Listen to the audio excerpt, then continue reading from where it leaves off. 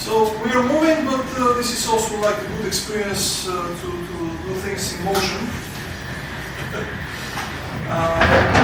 I'm Alex, and we're MusicTechBG. We're like a local community, organizing events, meetups. We hang out, we jam, we talk about audio coding, which is the topic for today. And we do some tinkering. I think there will be one talk that will show some of these. There's some stuff that we brought that is outside. And he plays very good didgeridoo. This is like a 3D printed one.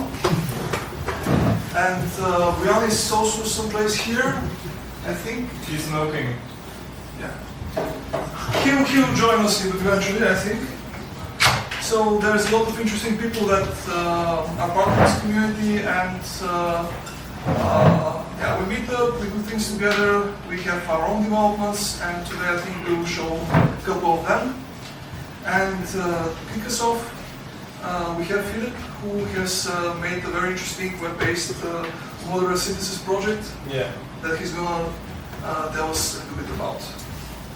Thank you, Alex. So welcome, I'm Philip. And today I'm going to show you two things. Let's start with the first one. I was looking for, like some time ago, I was looking for a programming language that is easy to use for audio programming. Like there are a lot of options. There's like the visual programming inside, like max and speed, pure data, and so on. Then you have like, some experimental projects like WebChuck, like another one that I can't remember the name right now. Then you have like, of course, Super Collider and so on. So there's a lot of options. But I was looking for something that's conceptually quite simple. And what I found is called Faust.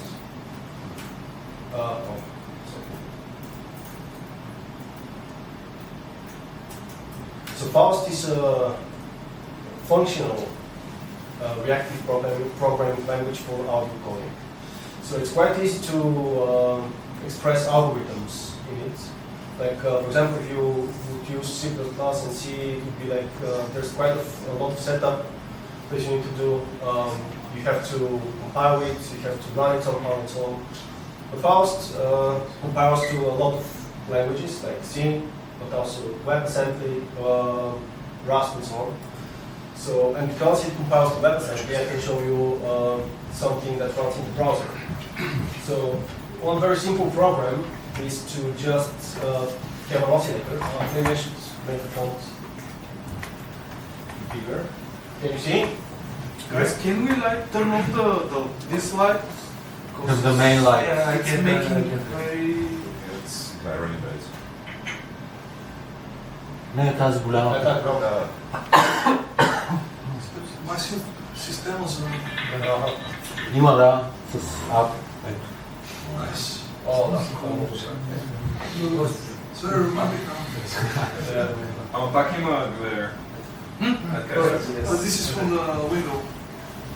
Oh, now it's fine. Oh, okay. Ah, okay. Cool. No. That's good. All right. Should I make the font bigger or is it fine? It's okay. Like this. All right. So okay. In Faust, like forget about this right now. This is a very simple program. So basically, you just say I want an oscillator with 440 hertz, and if you play it, you get 440 hertz oscillator. Of course, different values, different sounds. Now, if you want to make this controllable, you can just put a slider in. Some values, like the minimum, the maximum value, the default value, I think was first, then the minimum, then the maximum, and then the step. So I think it should work. All right. So here, now we can control the frequency quite easily. You have like the wave here and so on. So in Faust, there's no difference between control rate and audio rate. Everything is audio rate.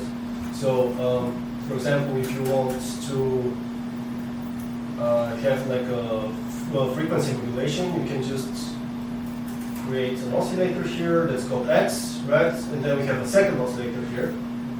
So this is the first oscillator with a frequency of 70 Hertz. And the second oscillator has a base frequency of 400, and then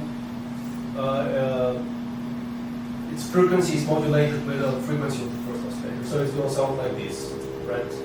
So you have like frequency modulation already, and it's pretty easy. Like basically 2 lines of code. Of course. So basically, this module is expressed like normal mathematical expressions. Yeah, basically, yeah. I think one of the reasons for this language is that audio engineers, as far as I know, often use like programs like MATLAB and so on to first design algorithms, but then after they design the algorithms, they will have to translate the code into C, for example, so that you can run it in a plugin. And the motivation for this language is you just express the algorithm, and then it compiles to efficient code that you can use in plugins, on the web, like here, and however you like. So I'm just going to show you how the frequency modulation works. Like with the slider. Now we have the slider. And we could have a second slider here. Right. Now we have 2 sliders.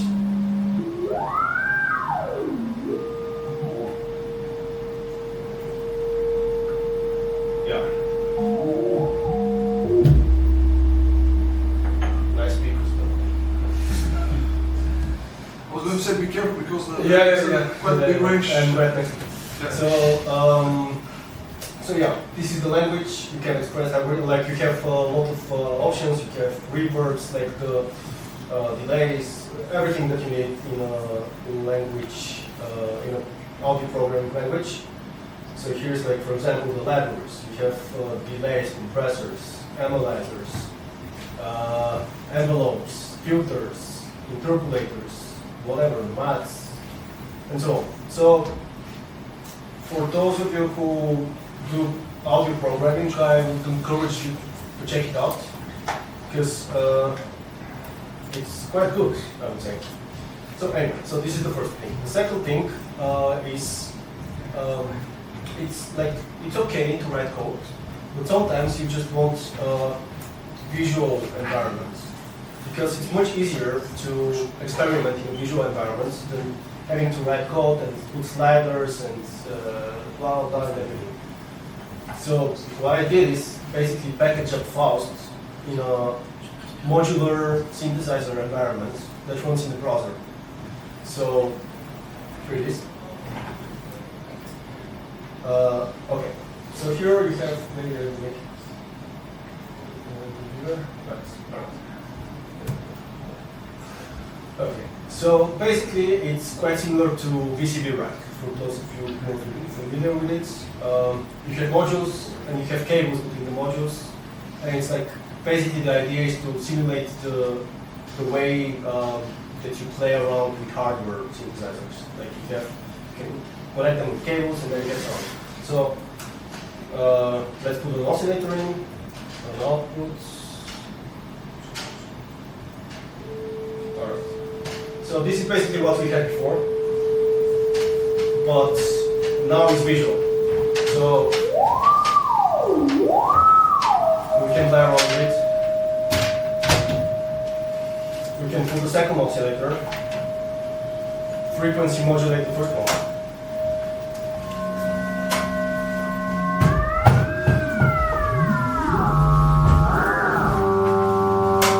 We have different waveforms.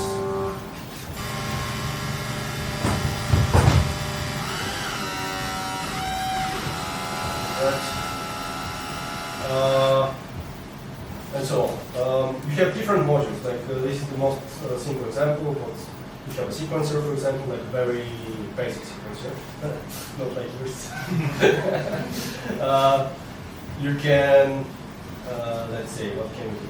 Yeah, one of the things that I wanted to do here, that's, for example, VCP Rec doesn't have it, but I think there's a way to achieve it. Like everything should be modulatable by everything else. So for example, you have the frequency here, and if you drag the cable here, there appears a little jack here, so you can connect it, right? And now, let's see what happens, I don't know what happens.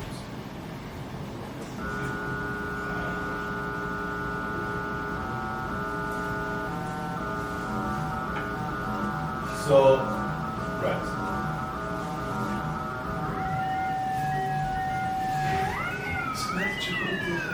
I'm going to try to make the seconds closer when it goes here.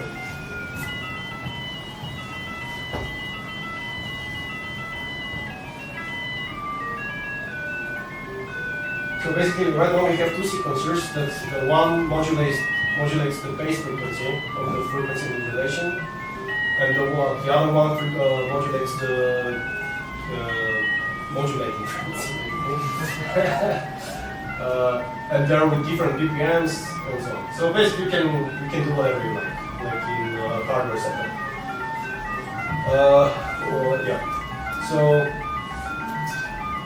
what else can I show? Like, okay, let's show the reverb.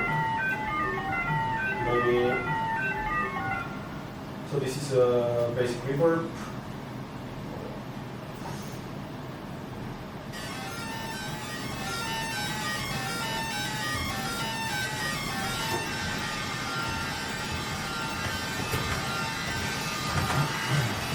And it becomes quite interesting when you have the other vocals that modulates the size of the reverb.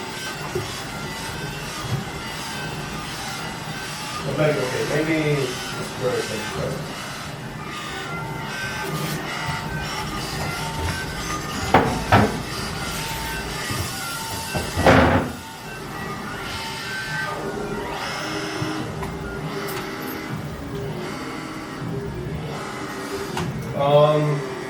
Yeah, you have envelopes, you have MIDI in, like the usual stuff that you would expect. One cool thing is, because we're in the browser, you can quite easily use like graphical programming. Like we can write a shader, like a graphics program that can be modulated by some parameter here. Like, or we can maybe have a color mode.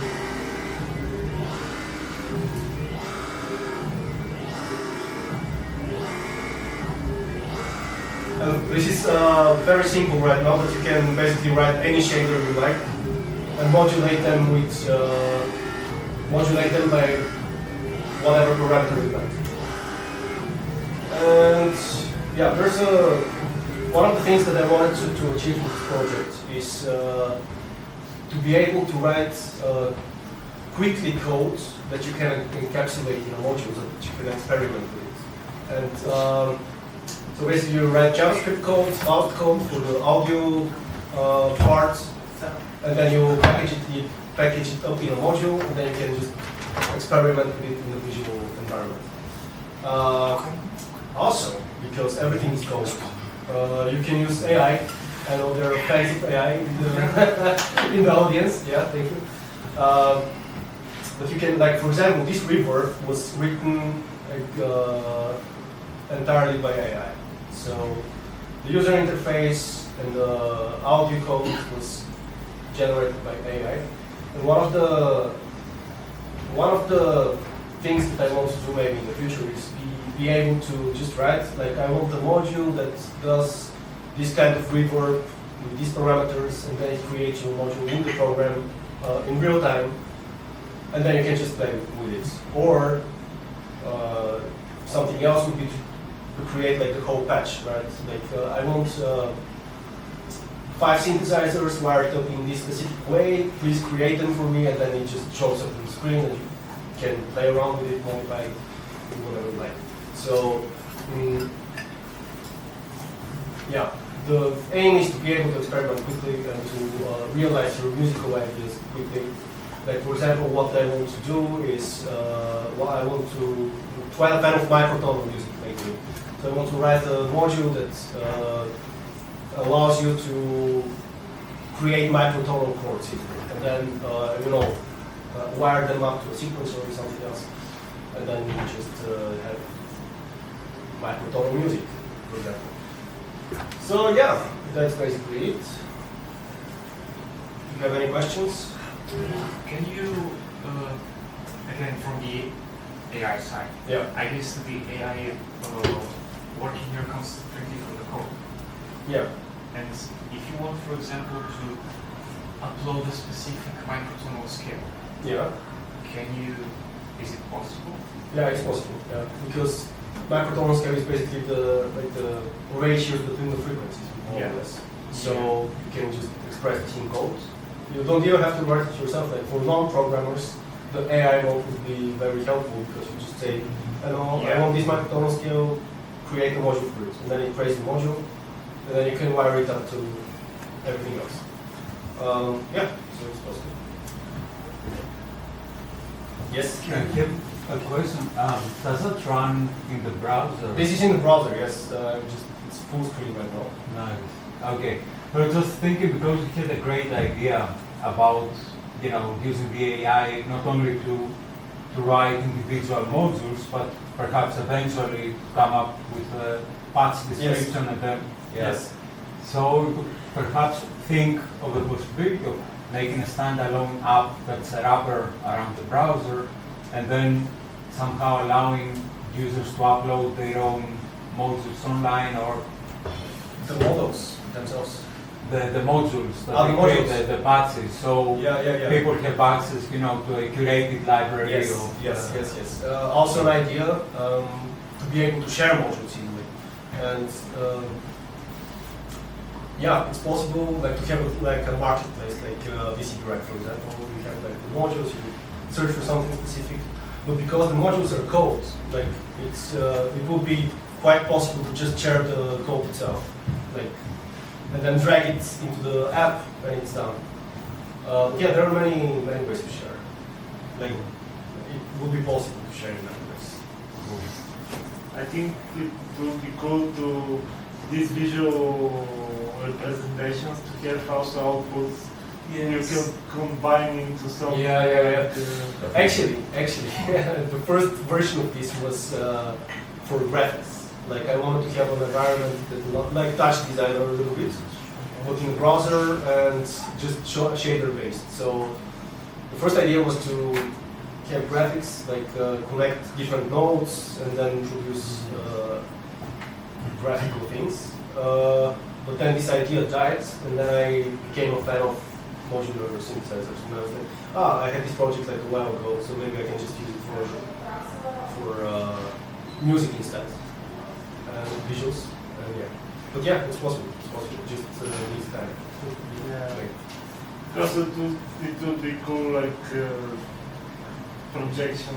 To react to music, that you can do everything in one platform. But like imagine you have 10 synthesizers or whatever, in drum machine, they'll react in. When the kick drum change the value of the whole thing, when the snare change the hue of the whole thing. Exactly. This is possible now because this is quite simple here. But you can have inputs for different, for the hue, for the color, whatever, and you can just connect it. What you cannot do is connect this thing to this thing right now. But it's possible. Just this will be done. I think, one of the cool things you mentioned is that it's very easy to write your own modules, right? Yeah. And you have live reload. So, contrary to VCB Rack, one of the best things about this is that it's very easy to make your own nodes, right? Yeah. Can you show the code of one of the modules? I can. Let's see.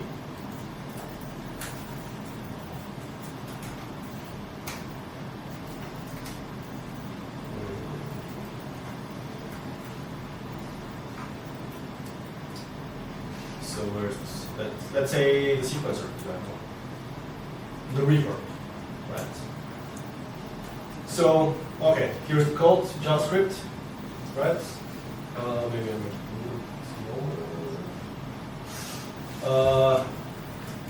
There's a function, module def, not important. And then here you define all the parameters that you need, like knobs, inlets, outlets, with different arguments, like is it polyphonic, is it monophonic, where is it shown in the interface, maximum value, default value, and so on. Right? And here, like this is JavaScript, here, everything.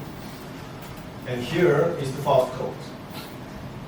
And this is what I showed you in the beginning. No, it's, where is it? Yeah, here. This is basically this, but wrapped up in JavaScript code. And here you have like, here's the reverb. So you have like pre-delay time, the mix is just dry plus wet. Then you have blah blah blah blah blah. Like just the algorithm of the reverb. And it's quite easy to express.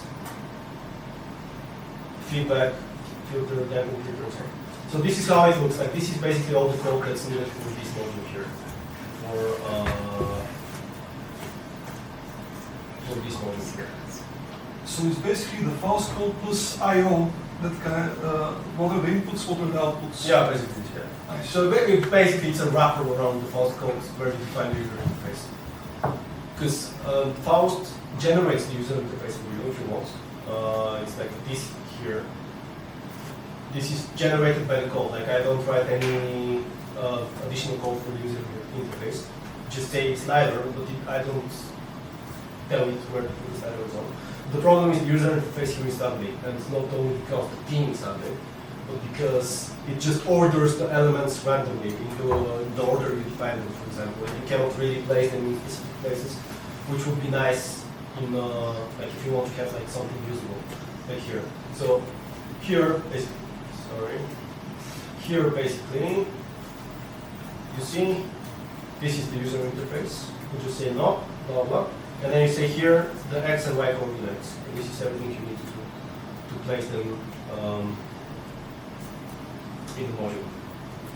And this is like grid based, but you can use pixel values if you want. Have you implemented like a drag and drop? You drag the I want to, and then it becomes yeah. like control directly. Another idea, but yeah. There are so many ideas. Like if I show you, if I show you the to-do list. Yeah. There you go. But this is like, wait, there was a way to expand everything. Like every one of those points is like has 500 sub-points. Okay, maybe not this one. Yeah, there's a lot. There's a lot. The green one or the ones you did already? Yeah. But yeah, a lot of things, a lot of ideas. It just needs time. But there's AI. What is Music Mouse? I saw what to do. Music what? Music Mouse it was called. It was one fragment to do with. Music mouse? Yeah. Yes, no. Ah, I don't know. It's so weird. It's kind of link for it. So. Yeah, let's see the link. I don't know if you should. Let's see. Is it safe for work? Yeah, I think so. It's YouTube, so. Ah, yeah, okay, yeah. This was actually this woman, I forgot her name, but she wrote, yeah, music class.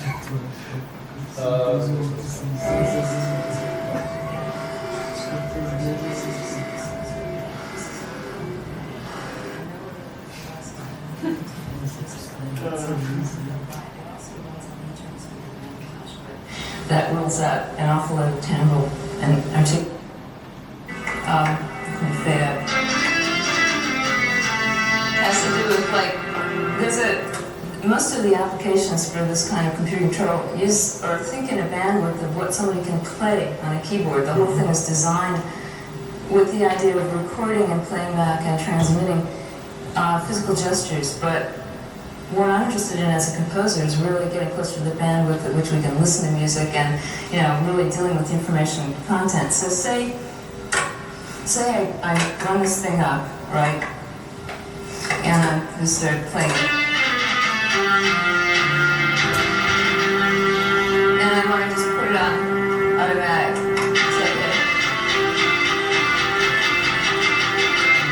Yeah, so I mean, there's a lot of cool ideas from like 30 years ago.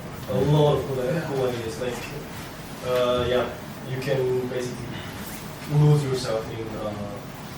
90s. Yeah, in the 90s. This is 80s. This is 87. Ah. Yeah, yeah. Those clips. Yeah, this is old. Call this number. Yeah. Like one other thing is in the 50s. In the 50s, they did the mother of all demos. I don't know if you know, anybody knows this. This is basically the guy who invented the mouse. And the demo was amazing. Like there was video calling in the demo. They did video calling. They did hypertext like HTML and everything. Like, they did it in the end of the 50s, like 59 or something. Mind blowing. So yeah, mother of all demos. Yeah. Okay, 68. I'm sorry. Not this. But this is like crazy shit. Lack Crazy of shit. terms, sort of a glossary. Wow. But anyway, like I don't want to show you YouTube videos. Yeah, that's me. Any other questions? When are you gonna open source it? I can't open yet. You're asking the hard questions. Like this is the hard question. I don't know. Like I went into the rabbit hole of writing my own programming language because I don't like Faust anymore. But yeah.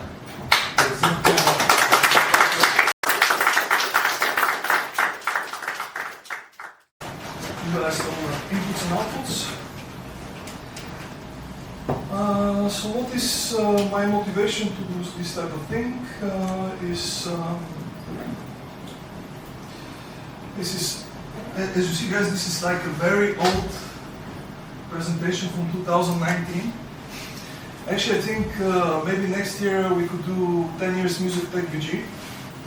We had several iterations where different people joined in and we did a lot of different events and presentations. So one of the things that I do with software is so that I can also use them to jam with people, but also exploring different things. One of the things that I was focused back then, Philip mentioned that he was thinking of creating his own language.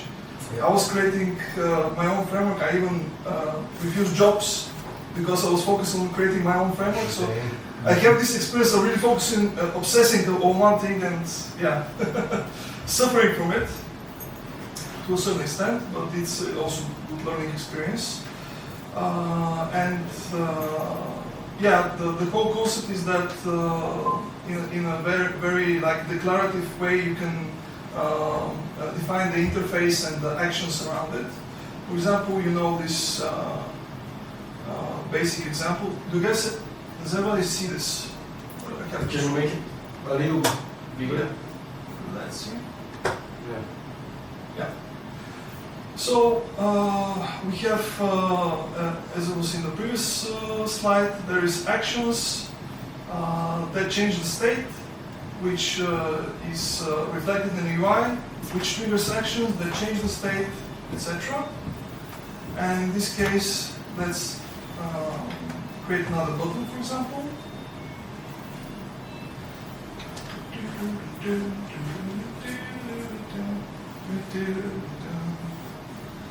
I'm looking forward to the MIDI blue. Are you hearing the... A little bit. Really? From what? Don't worry, don't always, it's good. From here? Yeah. Yes. Oh, shit. Don't worry, man.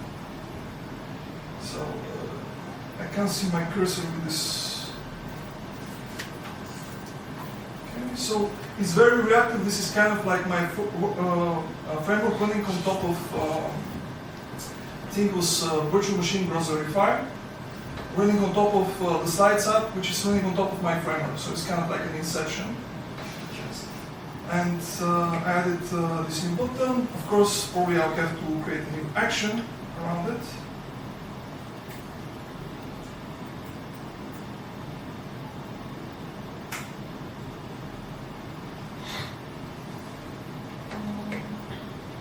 And this would be minus. So, it basically allows you to create very fast user interfaces, actions that change them, and it's basically this is called Hyper script, which is kind of like HTML but in JavaScript functions. So you just use pure JavaScript functions to define user interface. As they say in functional programming, the state is a function of the actions. Each action reduces the state to a new state, and then the UI is a function of the state. So it's kind of like a circular flow. Yeah. So this is one of the reasons that I was creating a lot of demos and 3D games, task management apps, desktop apps. So I created a lot of prototypes during that era just to test out this framework in different cases. But why we're here is I created also a couple of web-based audio apps. We have more? No. This is the first one, the Jam Station. It's one of the apps that I used to add a lot of things into it. I have a new idea, I added there. I wanted to, we started with the sequencer because my music history started with Fruit Loops, now FL Studio. And the main interface, I also saw that version 1 was just the sequencer with a little bit of something else. And I also started with the sequencer. After that I added other things like piano roll, MIDI support. Currently it's, the latest things that I added is I actually started making the piano roll more interactable. So you can draw the notes. Let's see if it's working. Oh, sound. Yeah.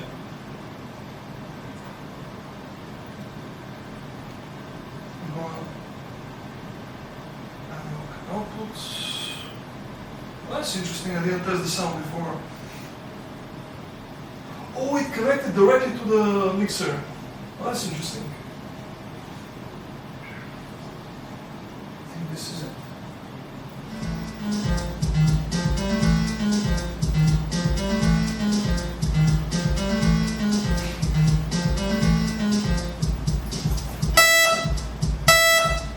Okay. Oh, this is from the presentation because I have examples with web audio and it connected to like a pure waves. So it was more like, we don't have time for like a lecture on web audio, but in this presentation you guys can check it. There is a description of different nodes in web audio and how they work. And also some examples where you can write the code and test it out. And this is why we had this really bad pure sound. If I close it now, I won't be able to go back to my presentation.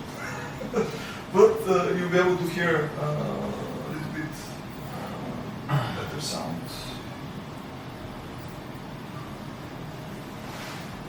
Did it? Did I kill it?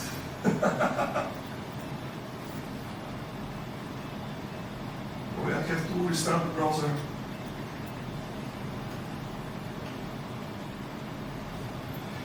Yeah, I killed the sound with this for the whole browser. How is this possible? I get surprised every day with new thing. But it's nice that it has maybe some safeguards or something. I don't know if that was it, but.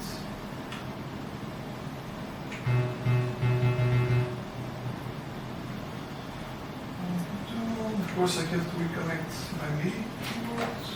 Wow, that was like a very.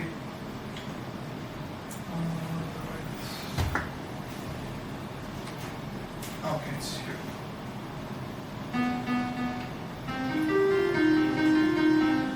And the nice sequence that I created was deleted.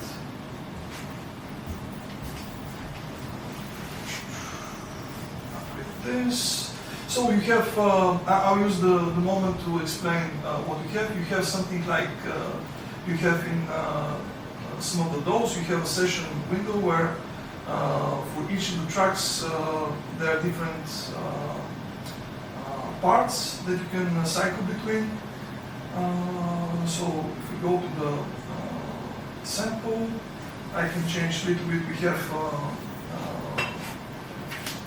cutoff and resonance, we have a filter. So I'll change it a little bit to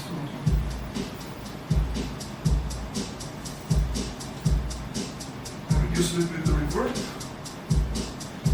Then for this I need a baseline.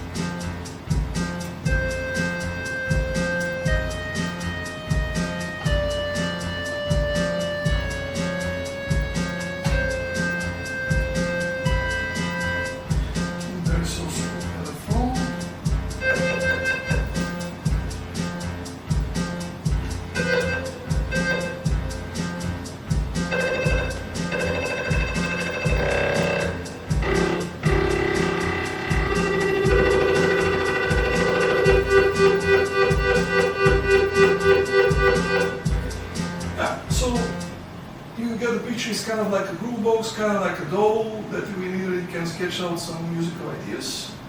And it has MIDI connectivity, so potentially you can hook it up to different MIDI devices and also use it as a MIDI sequencer, as a central stage for a jam. Today in the jam it's not going to be central stage because it has some bugs that I'm currently fixing, so it's not as stable right now. But it's one of the oldest apps that I worked on, and this is why sometimes it's in more broken state. One of the other apps that I'm going to show you two more apps. Do you have any questions for now? What's the name of the first app? Jam Station. Jam Station. Yeah.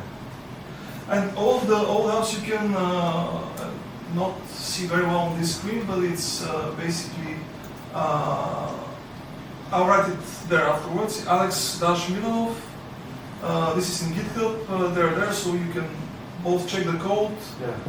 It's open sourced, and you can also run it and interact with it directly where they're deployed. When you can open source it tomorrow, I can help you if you can't log out. I can. No. I'm just joking. xAmplR, yeah.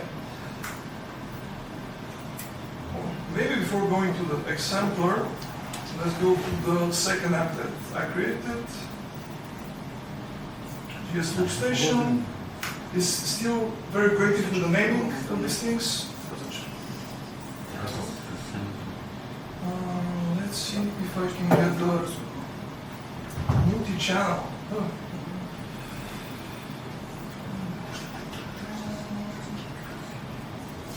All the inputs, so the outputs will be fine. Hopefully. Let's see. That's going to be interesting. Let's see if I get the specific channels.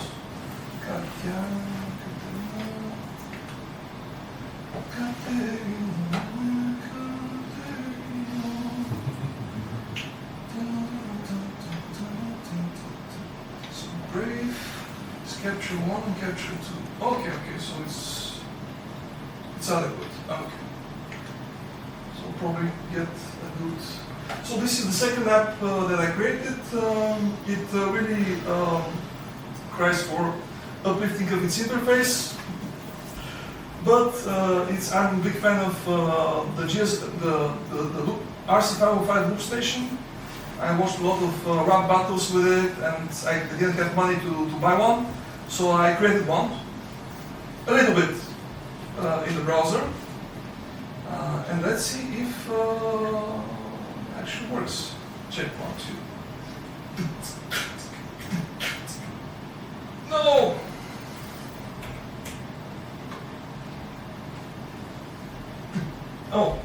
check. Okay.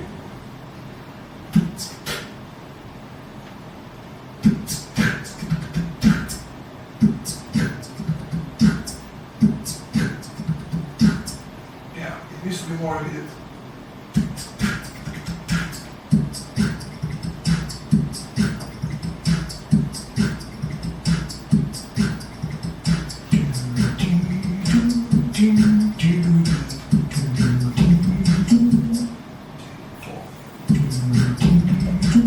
I don't like this.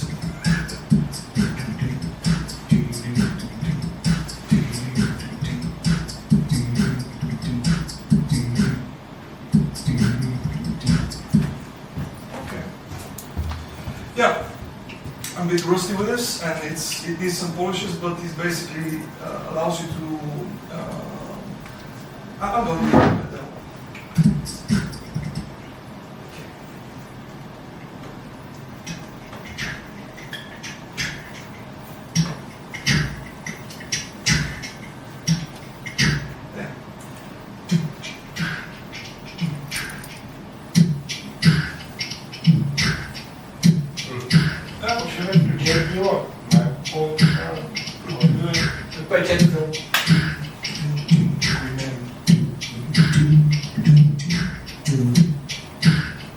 Yeah, it's not perfect.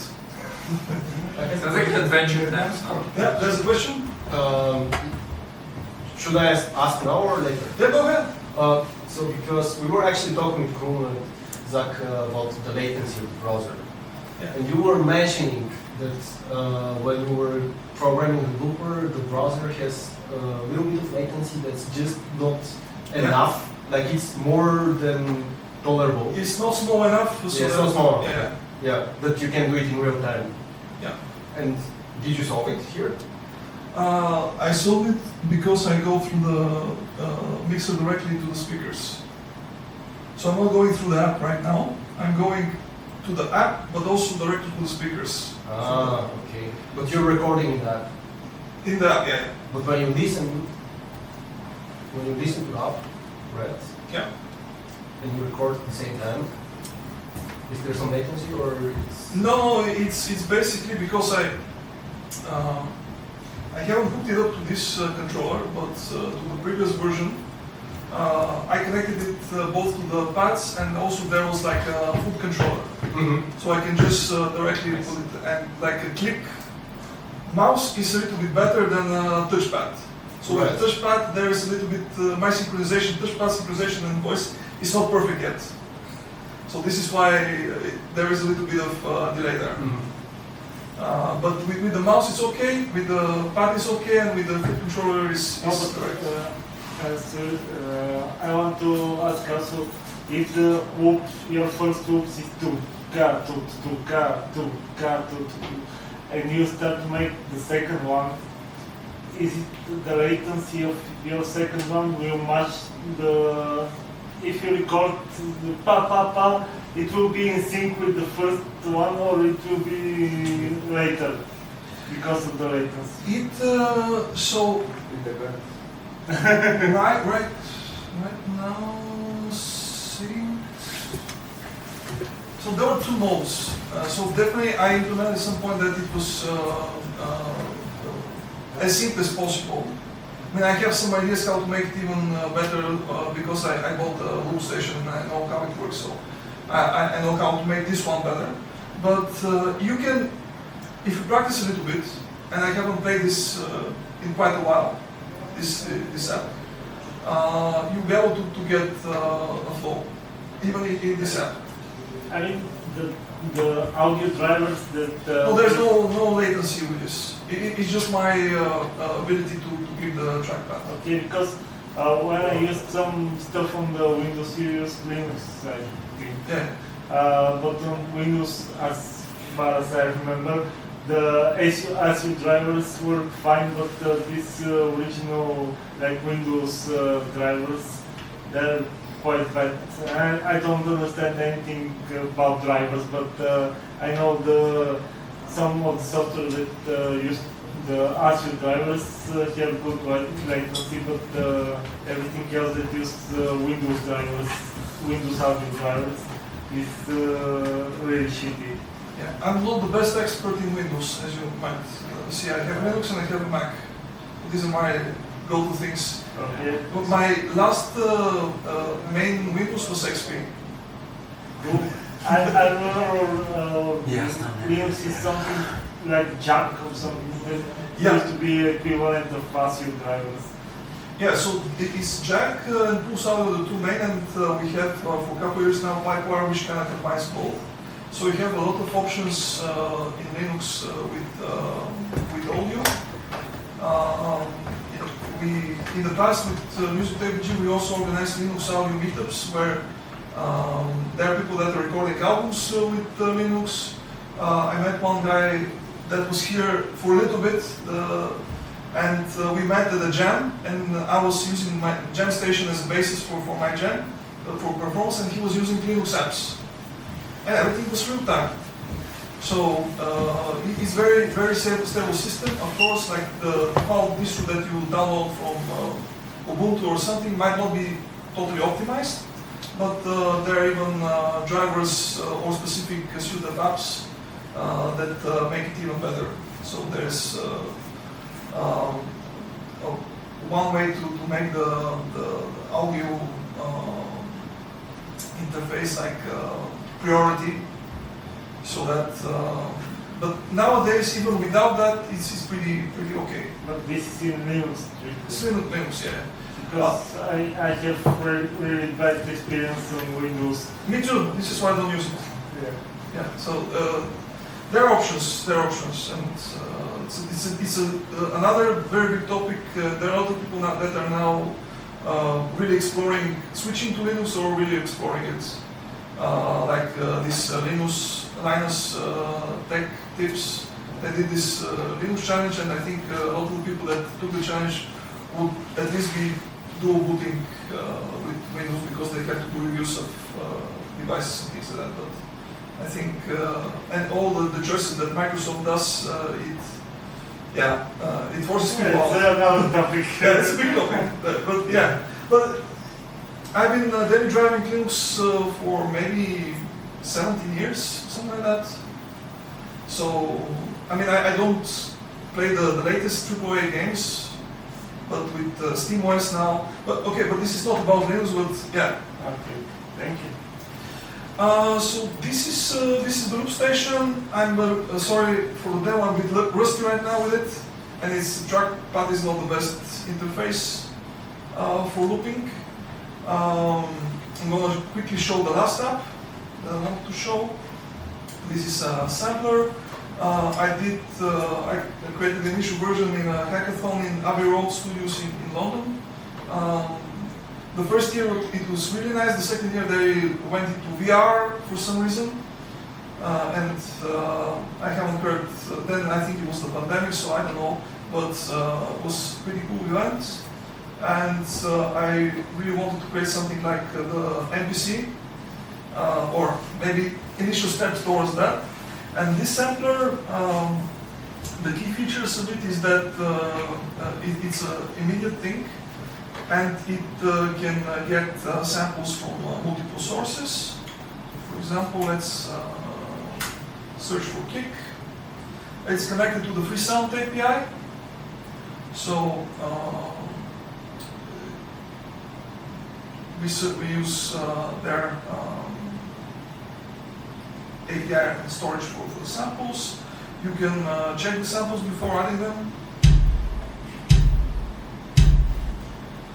This is a good example because I can also showcase one of the other features of it. In the current wave editing features, you have be able to cut certain slice or crop, and it can be made even more immediate. So this is one way you can do this.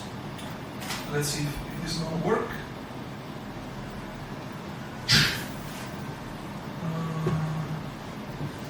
Yeah.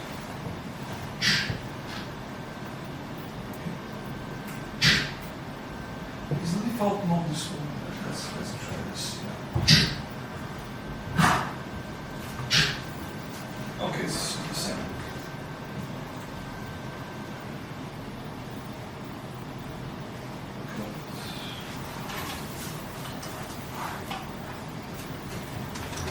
so this is the two ways you can get sample to it.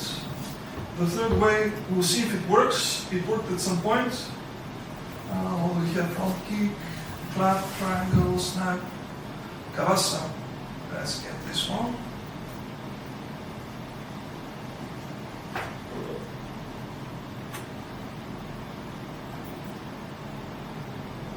Oh, maybe with this one. Music, quick samples.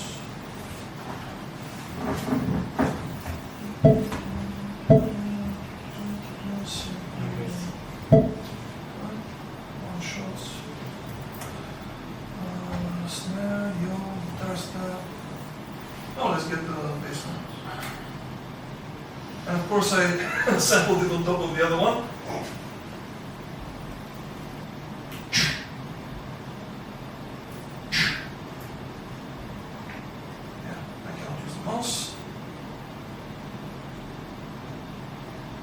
Oh, and I can make my own hi-hat.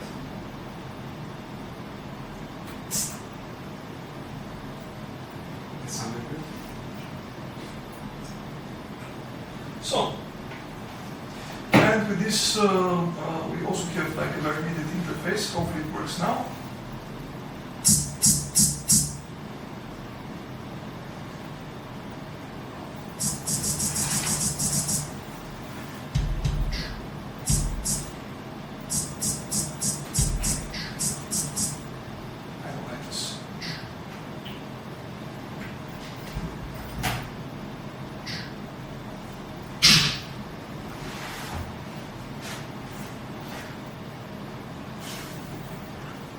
Just Chimayaru with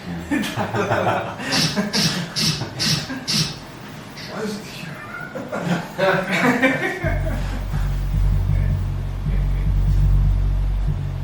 Okay. So whoever is very good at finger drumming can probably do a better job than me.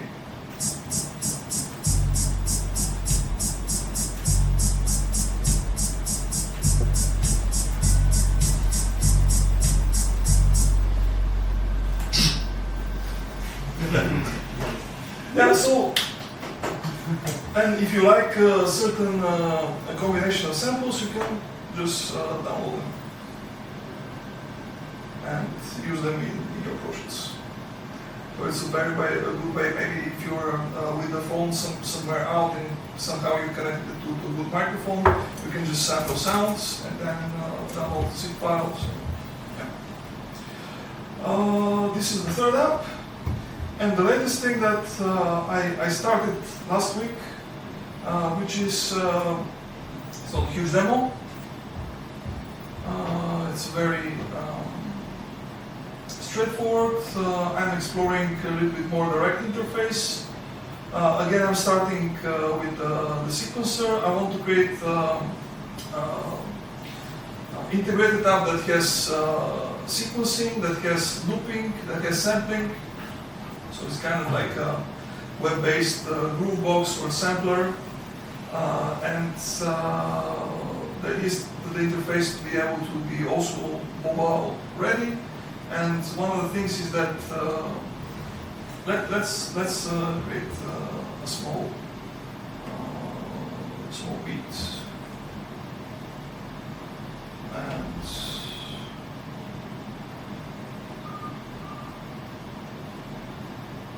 Like that.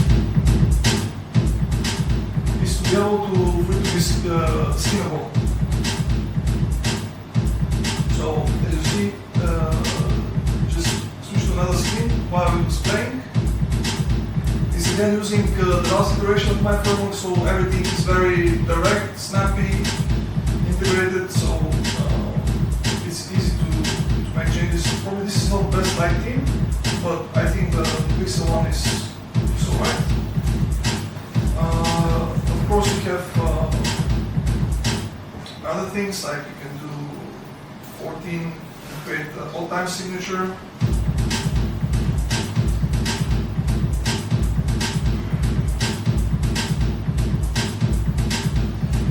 So yeah, no, this is kind of the things that I'm doing. I'm really interested to create some combination of like modular synthesis engine with different interfaces. So I think we should experiment on something. Yeah, this guy actually has sequencer. I know guys, you bought CFR apps in the web browser. Does that mean that you can?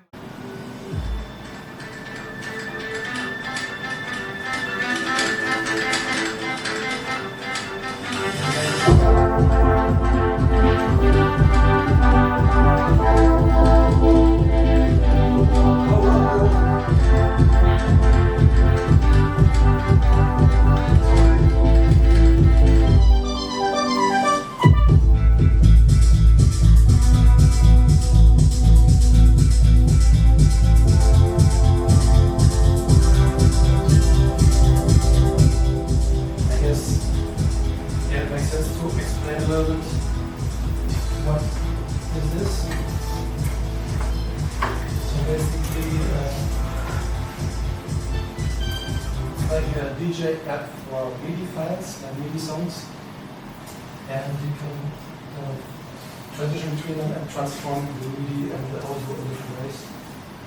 And I'm using a lot of different MIDI controls, of course. Like for example, I'm also using this as mostly as a MIDI controller because it sends MIDI into the MacBook, and then I also use it as the audio interface for the audio output. But I don't use any of the software that came with it.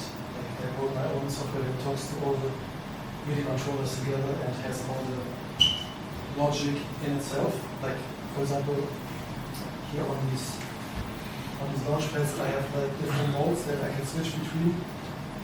That I basically like the logic of this doesn't live on the launchpad; it's all in this app. So I'm basically using these MIDI controllers as a dumb terminal, like an I/O, basically to interface with me, and all the logic is happening like this, and then I'm doing different MIDI transformations inside the software that are controlled through the MIDI controllers. And for example, like here I have different pages that I can switch between on this thing. So I'm going to press the button here. Switches the page, like it's a virtual page. So I have like 16 physical parameters, but I have like 128 virtual ones that I can switch between for both decks and for global parameters. So it's like all of the things I'm doing, and there's like a lot of things you can do in the MIDI domain that you cannot do in the audio domain. Because, for example, if you want to detect chords, and you can see here I have chord detection. You can't really do that easily in the audio domain because the data is all, then you have to basically get it back onto a higher level, but in MIDI you already have it on the composition level, so you can easily do chord detection, and you can do interesting things at runtime with the chord information.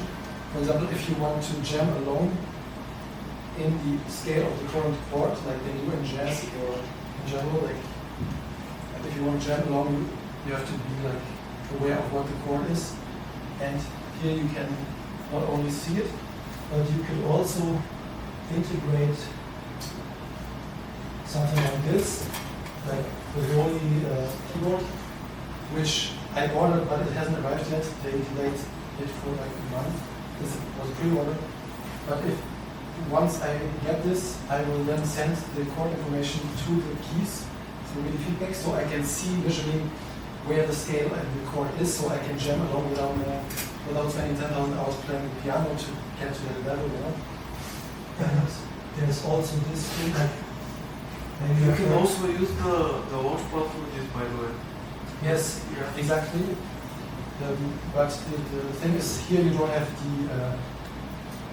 the back keys so much. It's kind of awkward. Like for example, I have them here, but it's kind of less scalable also. Yeah, just give me another layout of the. Yeah. It's possible. Yes. Anyway, sorry. That's a good point. For now, like, I want to just briefly talk about different ideas of how you guys can, or anyone in general can be more expressive by leveraging MIDI to the max. Because this is actually, I just made these slides before the talk. MIDI is the message. Leverage MIDI to the max, build your own high-level instrument, increase your expressiveness. So basically, this can be considered as like one instrument because it all works together as one thing, and all the different parts are aware of each other. And it's like if you think about like a piano, it's kind of a low-level instrument because you have to cause the sounding of each note manually. It's a lot of manual labor. Like if you want to play multiple instrument strings at the same time, you cannot do it. You can play maximally 10 notes at the same time, polyphonically on one instrument, but in MIDI you have 16 channels and you can parallelize things. Like if you can have like, of course, there's no, like you can have drum loops playing and then you can jam onto it, but you can also have like other interesting processes going on and transform the MIDI at runtime. And so historically, a lot of people are using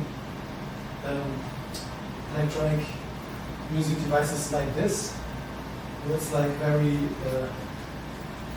kind of, you press like a button on a sequencer and it makes like a bleep or a loop or something.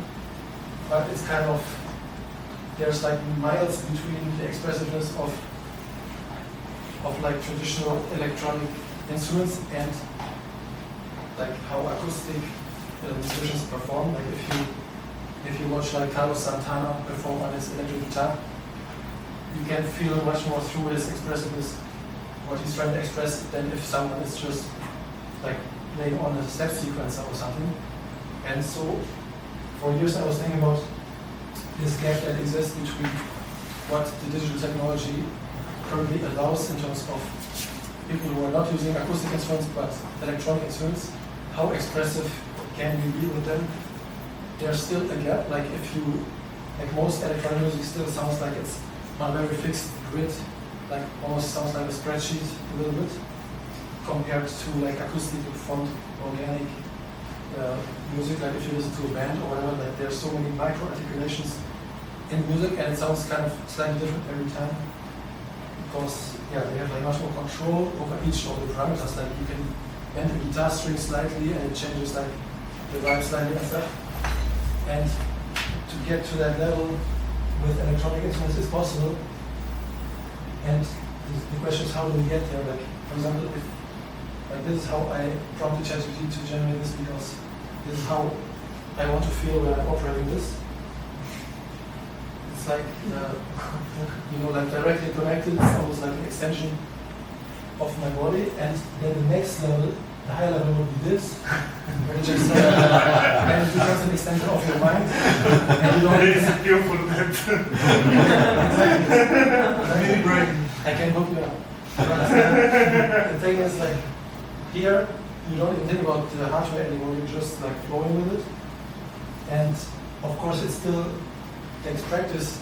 Once you build your own like high-level instrument with different MIDI controllers or different hardware devices, it still takes practice to become proficient or fluent with it, but much less practice than the 10,000 hours that people claim it takes to learn like violin or piano, because when you build your own instrument, you can actually build it in the way that your brain works, and not everyone's brain works the same way, and like you have different preferences and different tastes, and someone else, like maybe you want to do like certain genre of music, and for that you don't need a lot of other stuff that instruments come with, or like even, yeah, so you can completely think about from first principles how would your perfect instrument look like if you were able to design it in a way that it feels like this, or even just like this. Like if you think about it from first principles, not even thinking about what exists right now, then you can think about what you can combine out of the ingredients that exist to make that happen. For example, there's also this thing. It's like a new MIDI controller that has like a distance sensor and like different segments in the air that you can control, and it went kind of viral on social media, but it was also used in the Sphere in Las Vegas for some live performance. And this is like, you can pre-order this right now. The fourth batch is like in August. That's when they. And it's only half a kidney, right? Yes, exactly. Yes, it's but expensive. pre-ordering is like much cheaper than waiting. Well, say quarter kidney. I think it's around a quarter kidney. But I mean, what better way to spend money on than on your hobby, you know? Yeah. What else are you going to spend money on? And this is another thing. Modular MIDI controllers are a thing now. I mean, they have been a thing for a while, but I just found out about them like a month ago, because I was so used to these non-modular MIDI controllers that I didn't even think outside of the box, like what else has come into existence in the meantime, because I've been using these for years. And then I randomly did like a ChatGPT deep search and figured out, oh, there's something like the state of the art has advanced, and I was sleeping on it. And then I got two of these, which are now integrated in my setup here. So you have like these endless encoders similar to this, and then you have like faders and stuff, and it's all powered by one USB cord. You can just magnetize them together, and there's like different like MPE controllers as well, like the whole like receiver, for example. There's also like this doubler. I also ordered this, but it doesn't work. I mean, the software has arrived, but the hardware doesn't. And this allows you to sing a melody and it converts it to MIDI at runtime, so you can play the synthesizer with your voice. And you can also beatbox to play a drum kit in real time. They mostly advertise it for the drum kit usage, but I bought it for the melodic usage. And they also, you can use it with any dynamic microphone, but they also have like a kit that includes one. I don't know if everyone has it, but then there's also, these kind of the hard and continuing fingerboard. I mean, this is like very expensive. Two kidneys. It's, like No, all of them. All the kidneys. Yeah, I mean, this is Two kidney. but this is even different to play than a normal piano or something like this. Like, I chose this one because it's the tactile feel of pressing the keys is much better than. Is it empty? The roll? The previous one, is it empty also? Yes, No, it's yeah. fully MP enabled, and even so you have 4 dimensions. Like you can actually do the wiggling on the keys, and it sends pitch bend for that key. And the pressure of it, like the aftertouch and the instrument, like if you move the finger. And in combination with that, you can also use the airwave, which is a gesture detection device. So it can detect if you use it in combination with the piano, but you can also use it in combination with something like this, for example. If you just put it there, it has like infrared camera, so it also works in the darkness. And then, like, for example, if you move your hands like this, it detects it and sends MIDI control change for 6 different gestures. Like if you turn the hands, that's a different MIDI control change. And if you make a fist, it also, like, there's like 6 different gestures that you recognize for each hand. And it's like a kind of more affordable variant of this thing. But this allows you to be more dramatic with the movements, because the height that it detects is like larger. So if you're performing in front of a large crowd, and you want to have like dramatic movements, you can use this better than this because this is more like kind of it's like sitting pianist or something. Is this like a hologram or some kind of screen? Oh, this is basically Yeah, the other one. this is like Yeah, it's looking like this. No, I don't think it's a screen. It's just. no, it's not a screen. No. Oh, okay. No, I just. It's basically you play it in the air basically. Ah, okay, so this is kind of a visualization of it. It's not, you don't see it. This one will show you. MIDI, the motion tracking controller, redefining how music is played. Now let me show you why it's the most exciting controller out there. Let me start the data. Out and into a zone, you express them. They have like different viral videos in this.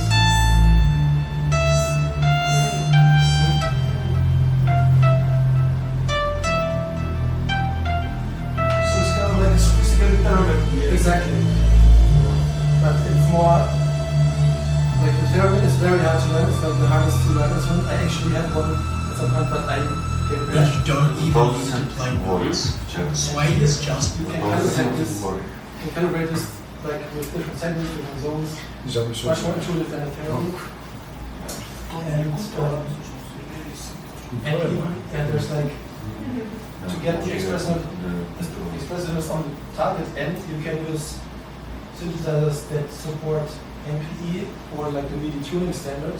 A lot of people don't know about. Many people have heard of MPE, MIDI polyphonic expression. That's like mainstream now, but the MIDI tuning standard, people are still sleeping on it. It's like for non-12-tone equal temperament scales. Background scales, but also medieval, mean tone temperament or like Pythagorean. Just intonation, right? Yeah, exactly. Pythagorean. Yeah, or Intonation is just even something like remote tuning, which is a dynamic retuning system that dynamically tunes the scale to make it as harmonic as possible, and it's actually built into the Milanov synthesizers and some organs in some churches and stuff. And this sounds even more like majestic than anything with totally dependent.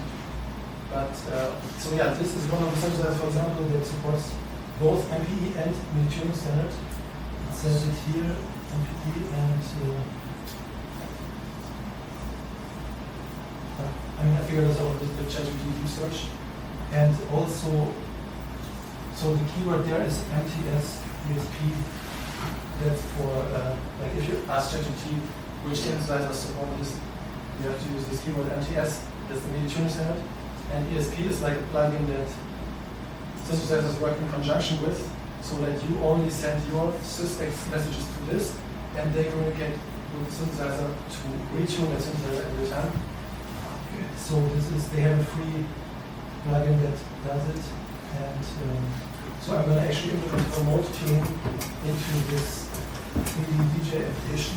So it's kind of like the Kamon instrument, where they tune every time there's like a sense, but they're playing, and while they're playing, they're tuning during the whole time. Yeah. Retuning different parts. Yeah. Do you know Omar Suleiman? His keyboard players like make own Orient master. In Bulgaria, usually when you search cork on the you would probably find all the guys selling it together with like fully equipped for playing Umar Suleiman stuff. They wanted to just oriental sound beautiful. Yeah, so the guy, his keyboard is all the time like with the pitch wheel. Yeah. Retuning it. Or Suleiman, the keyboardist, some guy, Omar Suleiman, or maybe. Yes. Yes, and he is very good in the keyboard. Yeah, exactly. He's Yeah. the best. I was doing like deep research on his keyboardist to find out how he does it. But because I wanted to program the same articulations into the software that he's doing live. Yeah. To have the macro scales. But the thing, I'm curious what you yes, find. because the thing is, if you use a pitch wheel, you basically can only play monophonic. Yes. Because it's still 12 tone equal tempo plus the pitch wheel. But ideally, this is the charm of that music. Ideally, you use the actual macron scale with this, and potentially you can use this keyboard controller, because in some of the macron scales, when you go up is like certain amount of percentage, when you go down is a different amount. Yes, but you can detect these runs in MIDI processing if you go up, and then it switches. You can switch the scale. Thanks for going down the simplest thing. When you tune a Riao, it's the same. You go from the middle, you started from A to C6. There's maybe a quarter tone, the highest, that is quarter tone down. It has a different, how to say, skew, that's how we... But is it dynamic, the texture going up or going down? Yeah. Oh. That's the problem. You get different kinds of way how you sort of tune that. So basically, if you have this, you can use any synthesizer to play like microtonal stuff. Only those that support this protocol, which are very few, but still. Okay. Yeah. All the good push. Like the really good ones, they support. The famous ones, yes. Like yes. For example, this one, but also Serum, Pigments, like the really professional ones, they know what's up and they know that people want this. But all the like basic synths don't support this. They don't even support MPE most of the time, or like, for example, like, I mean, don't be a basic synth. Exactly. That's the main takeaway of the talk. Yeah. But for example, here I was using medieval instruments.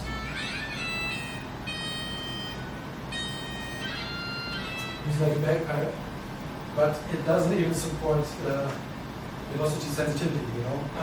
Like it's kind of limited. And it has like only 2 octave range. It's like... But the interface is impressive. Yeah. I like the interface. I like the interface. Very Game of Thrones.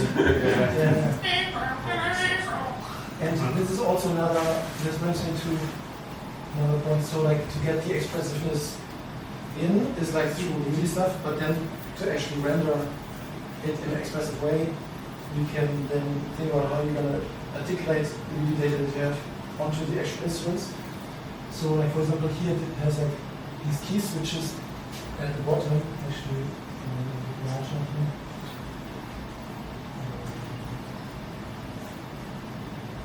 Yeah, so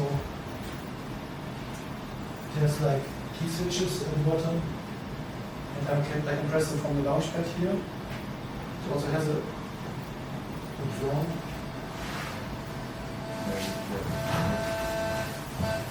And so for example, if I load this song into the second deck,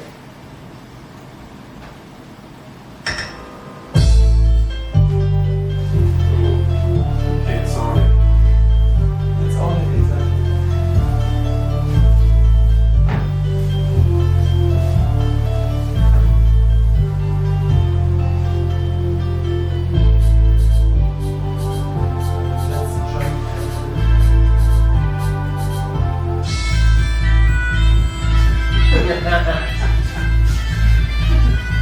So now I can play the ornaments here.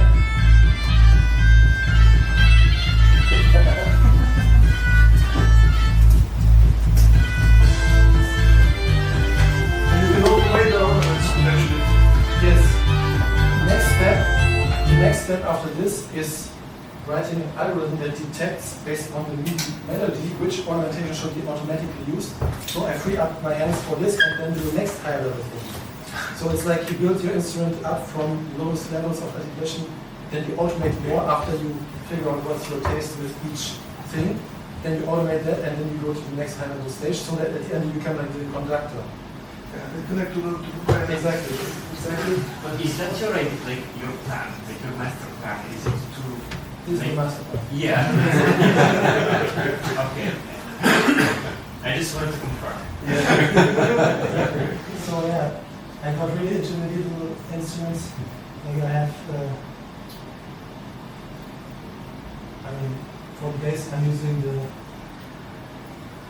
I don't know if you know this instrument, this Sackbud.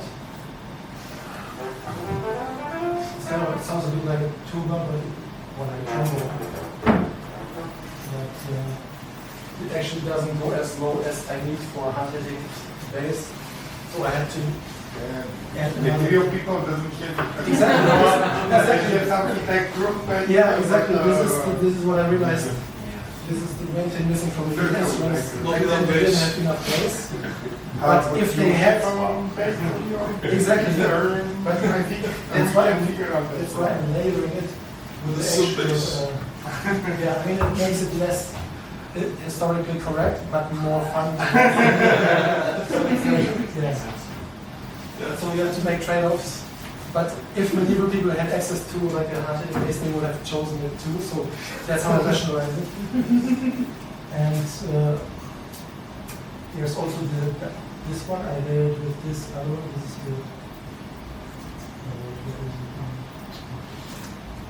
the Anya film.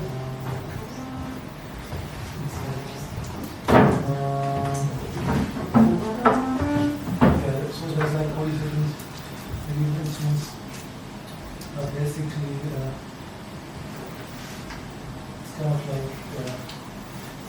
one thing I can demonstrate also is like I developed an algorithm to morph between melodies. Like if you have a loop going in one deck and a loop going in another deck, and you want to transition from this one deck to the other one, you can kind of morph between the loops while you're playing. You can, it's kind of like a higher order interpolation between musical elements.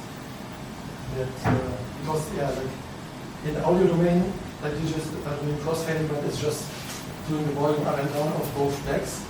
And if you think about higher order or higher level ways of musically going from one song to the next, like if you tell a human pianist to play one song and then smoothly go to another song, they will always do some kind of interpolation that is like improvised, at least if they're good, if they spend 10,000 hours practicing the instrument. But you don't have to do that if you just write some code that automates it. You know? It's kind of like That's nuts. MIDI powered intelligent transitions between two pieces. Yeah, exactly. So you have like.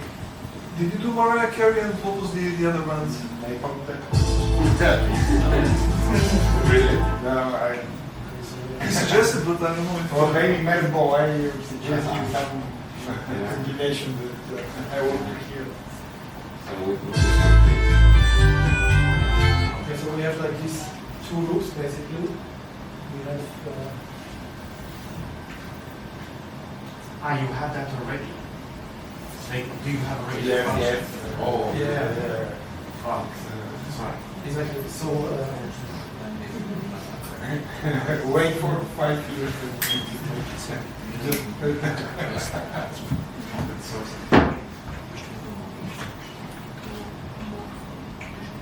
so now we have like two loops of the same length, and in a real DJ set, both decks will be playing.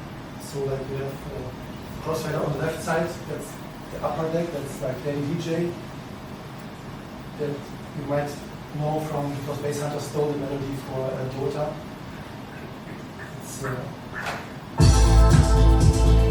actually,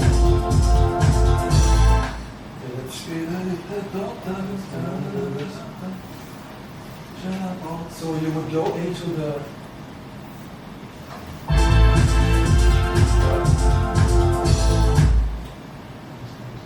so basically you would kind of play it into the loop, and you would activate the loop, and then the transition would start. Can you control the transition parameter directly? So like with a fader? Yes, exactly, that's what I have here. Okay, cool. So, let's see, so I have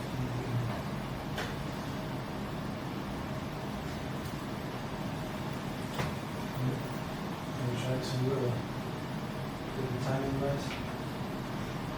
Do you have like sync, phrase sync, or? I have like beat sync and all MIDI events are on the grid already in the file basically. So very important if you DJ. It's the exactly. main word. This is another thing. A lot of DJs say, oh, you shouldn't use sync. But this just prevents you from ascending to the higher levels of expressiveness because then you're busy manually beat matching. Yeah. And you know, the difference between there's like vinyl DJs, of course. Like the difference between what you can do with this and like, for example, you know James Hype. He's like doing a lot of crazy stuff with. Keep in mind we have rock the left turntable. Let's push to the right. Rock the left turntable. Let's push to the right. Rock the left turntable. Let's push to the right. I keep rocking. I don't ruin the pace. Set it off. Check 1, 2 in the place. So you can imagine if you don't have to spend time beat matching manually, you can do high level articulations or expressions, which you can do something new basically. And but if you are stuck with vinyl or whatever, then you can only hit the ceiling of that medium. So you must prepare all the stuff before. Of course, you're not able to do it live and say, okay, let's do this and this and this now. I mean, you decide now and you can. because that guy. It's semi improvised, of course. Like I have the cue points set up. It's able to improvise. You can improvise. Okay, you can you start from zero? You doesn't have any. Yes. Of course, but for example, just put the MIDI. I think that I understand. You just decided let's do the pop MIDI, so you put it and it started. And yes, just like a normal DJ can know any song that someone asks if he hasn't prepared the cue points, but he might not know the perfect loop in it to transition from this other song. So it will be like a less impressive transition maybe, or less. Yes, because the charm of this action. But yeah, of course you can body. Yeah. The presence of the body. But even like all the DJs they prepare, they place the cue points, they place the loops, they even do edits to like extend certain sections or whatever. Like whatever you're doing with whichever instrument is your like instrument of choice, you have to prepare, of course. But let's see here. So we have.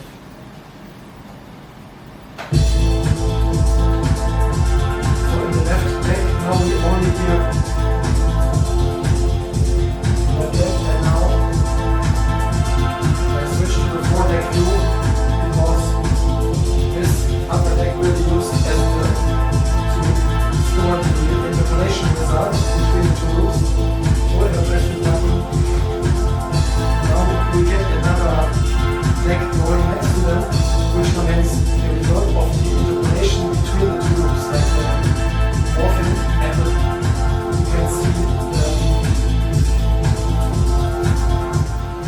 this value has the interpolation parameter. Right now it's 0, which means we are fully on this loop. Like this one is, you can see here the 1 is deck 1, and this is deck 2, which is this, and we're using deck 3, which is up here, to store the loop interpolation result, which currently is with value 0 because the knob is all the way to the left.